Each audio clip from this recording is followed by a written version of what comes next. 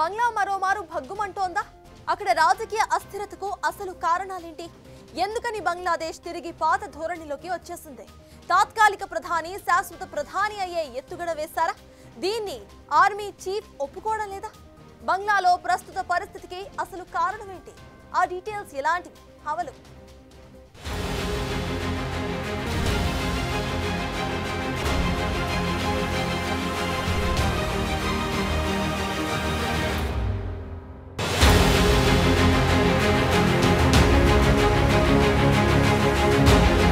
అది మే 23 శుక్రవారం మధ్యాహ్న సమయం. ప్రార్థనలు అప్పుడే ముగిశాయి. ఆ సమయంలో ఒక వార్త బంగ్లాను భగ్గుమనేలా చేసింది. అదేంటంటే మహ్మద్ యూనస్ రాజీనామా చేసేందుకు సిద్ధపడ్డట్టు వార్తలు రావటంతో ఢాకా రోడ్లపైకి బంగ్లా నిరసనకారులు ఒక్కసారిగా గుమిగూడారు. మార్చ్ ఫర్ యూనస్ అంటూ వారు చేసిన నిరసన సారాంశమేంటంటే 10 ఏళ్ల పాటు యూనస్ ప్రధానిగా ఉండాలి. తాత్కాలిక ప్రధాని రాజీనామా చేయాలని ఎందుకనుకున్నారు? దీని వెనుక కారణాలు ఏమై ఉంటాయని చూస్తే బంగ్లా ఆర్మీ చీఫ్ వకారుజ్జమాన్ ప్రధాన కారణంగా తెలుస్తోంది.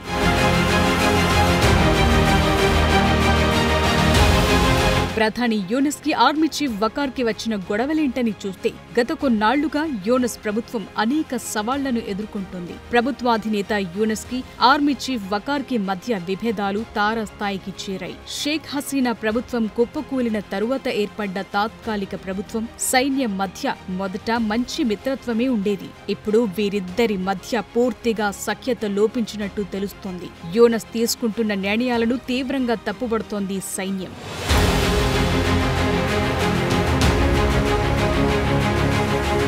గతేడాది ఆగస్టులో బంగ్లా విద్యార్థులు భారీ నిరసనలు చేపట్టడంతో షేక్ హసీనా దేశం విడిచి వెళ్లిపోయారు. తరువాత జరిగిన చర్చల తరువాత సంస్కరణలు చేపట్టి త్వరితగతిన ఎన్నికలు నిర్వహిస్తామన్న హామీతో తాత్కాలిక ప్రభుత్వానికి నాయకత్వం వహించారు యూనస్.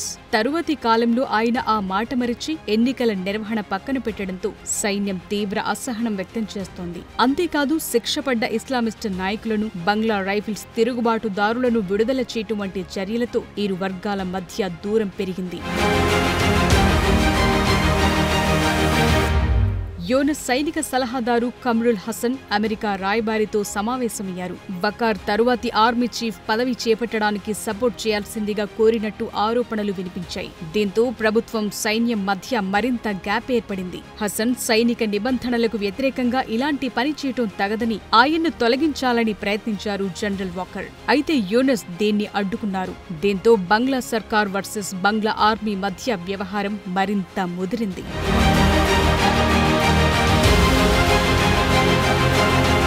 మరోవైపు యూనస్ గవర్నమెంట్ మయన్మార్ సరిహద్దుల్లో మానవతా కారిడార్ ఏర్పాటుకు ఆమోదం తెలిపింది. ఇదొక బ్లడీ కారిడార్ అంటూ జనరల్ వకార్ తీవ్ర వ్యతిరేకత వ్యక్తం చేశారు. దీంతో యూనస్ ప్రభుత్వం ఈ కారిడార్ ఏర్పాటులో వెనక్కు తగ్గాల్సొచ్చింది.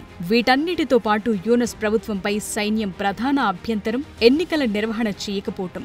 ఎన్నికలు లేకుండానే మరింత కాలం యూనస్ పదవిలో కొనసాగేందుకు చేస్తున్న యత్నాలను సైన్యం తీవ్రంగా తప్పుపడుతోంది. బంగ్లాదేశ్లో మిగిలిన ఏకైక లౌకిక వ్యవస్థ సైన్యమే. ప్రభుత్వం తీసుకుంటున్న నిర్ణయాలపై ప్రజల్లో అసహనం వ్యక్తమవుతోంది. కాబట్టి యూనస్ ప్రభుత్వం తక్షణం ఎన్నికలు నిర్వహించాలని పెద్ద ఎత్తున డిమాండ్ చేస్తోంది వకార్ నాయకత్వంలోని సైన్యం.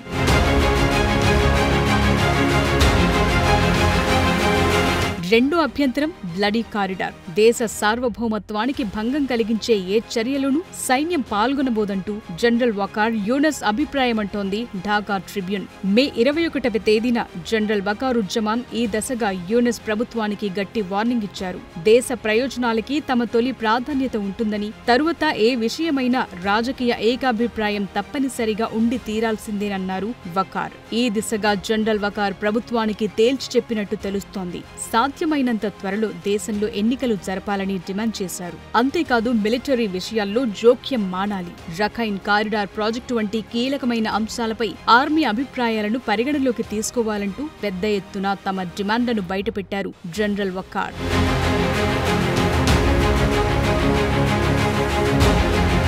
ఈ ఏడాది డిసెంబర్లోగా బంగ్లాదేశ్లో ఎన్నికలు నిర్వహించాలన్నది సైన్యం జారీ చేస్తున్న ఫైనల్ అల్టిమేటం. ప్రజల ద్వారా ఎన్నికైన ప్రభుత్వానికి మాత్రమే హక్కులుంటాయి. ఇదొక డమ్మీ ప్రభుత్వం అనగానే యూనస్ తీవ్ర అసంతృప్తితో తాను రాజీనామా చేస్తానని అన్నారు. ఈ వార్త దావానంలా వ్యాపించడంతో నిరసనకారులు రోడ్డుపైకొచ్చి మార్చ్ ఫర్ యూనస్ అంటూ తమ అభిప్రాయాన్ని వ్యక్తం చేశారు. దీంతో డైలమాలో పడింది సైన్యం. దీన్ని ప్రజాభిప్రాయంగా ఎలా తీసుకుంటాం? స్పష్టమైన ఎన్నికల ఫలితాల తరువాత మాత్రమే ప్రభుత్వం ఏర్పడాలన్నది సైన్యం ఆలోచన. ఇటు ప్రభుత్వం అటు సైన్యం మధ్యలో ప్రజలు. మరి ఈ ముక్కోణ పోరాటాల మధ్య బంగ్లా భవిష్యత్తేంటి అన్నది ప్రశ్నార్థకంగా మారింది.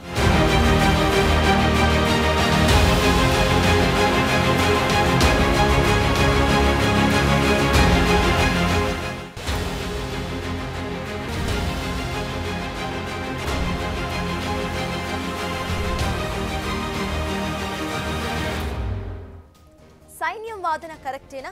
తాత్కాలిక ప్రభుత్వ అధినేత వాదన సరైనదేనా? అసలు యూనస్ ఆలోచన ఏంటి? త్వరలో ఎన్నికల నిర్వహణ చేస్తాను అన్న యూనస్ మనసు మార్చుకున్నారెందుకు? భారత్తో దూరం అవుతూ చైనాకు దగ్గరవటంలో ఆంతర్యమేంటి?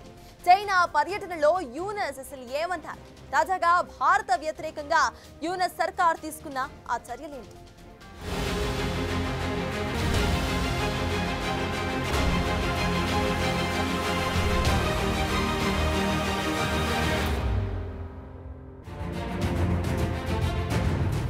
ప్రస్తుతం యూనస్ ప్రభుత్వ ప్రధాన సలహాదారు అనంటారు. కానీ షేక్ హసీనా తరువాత ఆమె స్థానంలో ప్రధానిగా పనిచేస్తున్నట్టే లెక్క.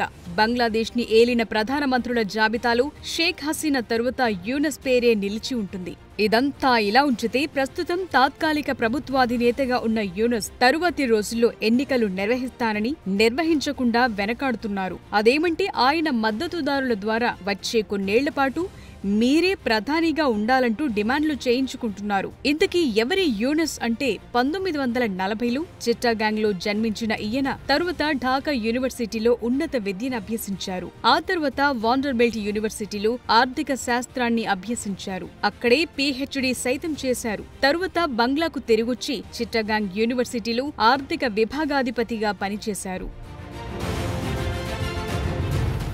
1974 బంగ్లాదేశ్ కరువు తరువాత 42 కుటుంబాలకు సూక్ష్మ రుణాలు ఇప్పించారు. సూక్ష్మ రుణాలు అంటే చిన్న అప్పులు ఇప్పించటం. మామూలు అప్పులు తీసుకోలేని వారికి ఎన్నోసార్లు ఇలాంటి అప్పులు ఇప్పించారు యూనస్. 1983లో ఆయన రూపొందించిన సూక్ష్మ రుణ వ్యవస్థ గ్రామీణ బ్యాంకుగా అవతరించింది. ఆయన సాగించిన సూక్ష్మ రుణ ఉద్యమం 2006లో నోబెల్ ప్రైజ్ సాధించి పెట్టింది. 2011లో ఆయన గ్రామీణ బ్యాంకు పదవికి రాజీనామా చేశారు. 2024లో బంగ్లాదేశ్ విద్యార్థుల రిజర్వేషన్ల నిరసన జ్వాల తరువాత హసీనా తరువాత తాత్కాలిక ప్రభుత్వానికి ప్రధాన సలహాదారుగా ఎన్నికయ్యారు. యూనస్ ఆలోచన వేరుగా ఉంది. ఆయన కూడా పాక్ ప్రభుత్వాధినేతలకు మళ్లీ భారత వ్యతిరేక ధోరణి కనబరుస్తున్నారు. తాజాగా ఆయన భారత్ కి మరింత దూరమయ్యే ఆలోచన చేస్తున్నారు. కీలక రక్షణ కాంట్రాక్టు రద్దు చేసుకున్నారు. సముద్రంలో వినియోగించే ఆధునిక టగ్బోట్ నిర్మాణాల కోసం కోల్కతాకు చెందిన ప్రభుత్వ రంగ సంస్థ గార్డెన్ రీచ్ షిప్ బిల్డర్స్ తో ఉన్న ఒప్పందాన్ని రద్దు చేసుకున్నారు. ఈ డీల్ విలువ 180 కోట్ల పైమాట. ఈ బోట్లను తయారు చేసే GRSE డిఫెన్స్ డిపార్ట్మెంట్ కింద పనిచేస్తోంది. తాజాగా బంగ్లా ఈ డీల్ క్యాన్సిల్ చేసుకున్న విషయాన్ని స్టాక్ మార్కెట్ తెలియజేసింది. పీపుల్స్ రిపబ్లిక్ ఆఫ్ బంగ్లాదేశ్ మాకిచ్చిన ఆర్డర్ రద్దు చేసుకుందంటూ ఈ ఫైలింగ్ ద్వారా తెలుస్తోంది. ఈ టగ్ బోట్లతో ఓడలను నెట్టడానికి సాల్వేజ్ ఆపరేషన్లకు వాడతారు. భారత్కు వ్యతిరేకంగా గతంలో యూనస్ తీసుకున్న నిర్ణయాలు చేసిన కామెంట్లు ఏంటని చూస్తే పాకిస్తాన్ లాగానే బంగ్లా సైతం చైనాకు దగ్గరయ్యే యోచన చేస్తున్నట్టు తెలుస్తోంది. అటు వాళ్లు కశ్మీర్ ని టార్గెట్ చేసుకుంటే ఇటు యూనస్ నాయకత్వంలోని బంగ్లా మన ఈశాన్య రాష్ట్రాలపై కన్నేసినట్టు తెలుస్తోంది. ఇటీవల చైనా సందర్శించిన యూనస్ అక్కడి నుంచి సంచలన కామెంట్లు చేశారు. భారత ఈశాన్య రాష్ట్రాల చుట్టూ భూభాగంతో మూసుకుపోయాయి. ఈ ప్రాంతాలను సముద్రంతో అనుసంధానించాలంటే ఢాకానే దిక్కంటూ ఆయన వివాదాస్పద వ్యాఖ్యలు చేశారు.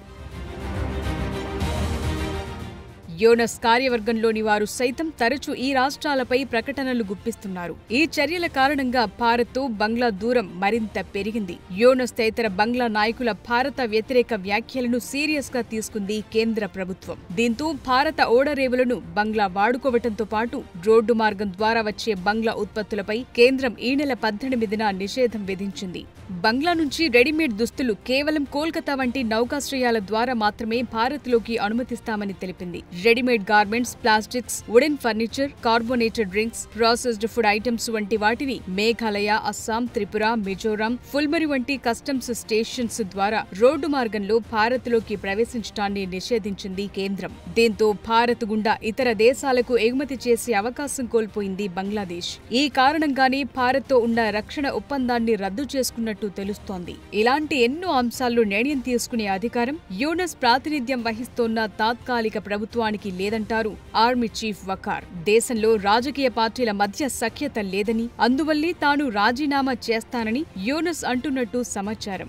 ఎన్నికలు ఎప్పుడు జరిగినా తాత్కాలిక ప్రధాని యూనస్ పదవీకాలం ముగుస్తుంది. అంతకుముందు బంగ్లాదేశ్ మాజీ ప్రధాని ఖలీదా జియా బంగ్లాదేశ్ నేషనలిస్టు పార్టీ తరపున వీలైనంత త్వరగా ఎన్నికలు నిర్వహించాలని డిమాండ్ చేశారు. ఈ దిశగా స్పష్టమైన రోడ్ మ్యాప్ కోరారు.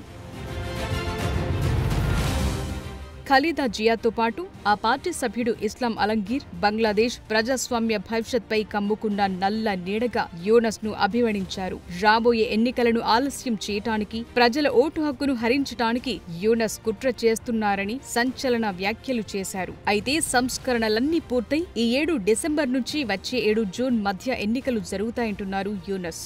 యూనస్ కి సన్నిహితుడిగా నేషనలిస్ట్ సిటిజన్ పార్టీ చీఫ్ ఇస్లాం కి పేరుంది. ఆయన మాటలను బట్టి చూస్తే యూనస్ రాజీనామా అంశాన్ని ఉపసంహరించుకున్నట్టుగా తెలుస్తోంది. గత కొంతకాలంగా యూనస్ తీసుకుంటున్న నిర్ణయాలు భారత్ కోణంలో చూస్తే తీవ్ర వ్యతిరేకత ఉన్నట్టు కనిపిస్తోంది. చైనాతో కలిసి యూనస్ మన ఈశాన్య రాష్ట్రాలపై కుట్రలకు పాల్పడే దిశగా అడుగులు వేస్తున్నట్టు తెలుస్తోంది. ఇది మరింత రాద్ధాంతానికి గురయ్యే అవకాశం ఉండడంతో సైన్యం యూనస్ ని తీవ్రంగా వ్యతిరేకిస్తోంది.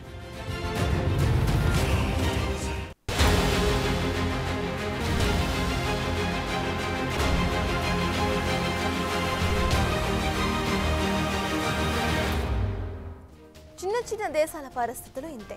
ఆ దేశాల్లో ప్రజాప్రభుత్వం వర్సెస్ సైన్యం తరచూ ఏవో గొడవలు జరుగుతూనే ఉంటాయి. ఉదాహరణకు పాకిస్తాన్. అక్కడ ప్రజాప్రభుత్వమే ఉందో సైనిక ప్రభుత్వమే ఉందో అర్థమే కాదు. ప్రభుత్వ అధినేతలను డామినేట్ చేస్తూ సైన్యాధ్యక్షులు నిర్ణయాలు తీసుకుంటూ ఉంటారు. అదే భారత్ లాంటి పెద్ద దేశాల్లో ప్రభుత్వ అధినేతలే అన్ని తామై వ్యవహరిస్తూ ఉంటారు. కానీ పాకిస్తాన్, బంగ్లా వంటి దేశాల్లో సైన్యం సై అంటే సై, నై అంటే నై. ఆయా దేశాల వారు రాసుకున్న రాజ్యాంగాలు అలాంటివి. మరి For more videos like this, subscribe Big TV channel.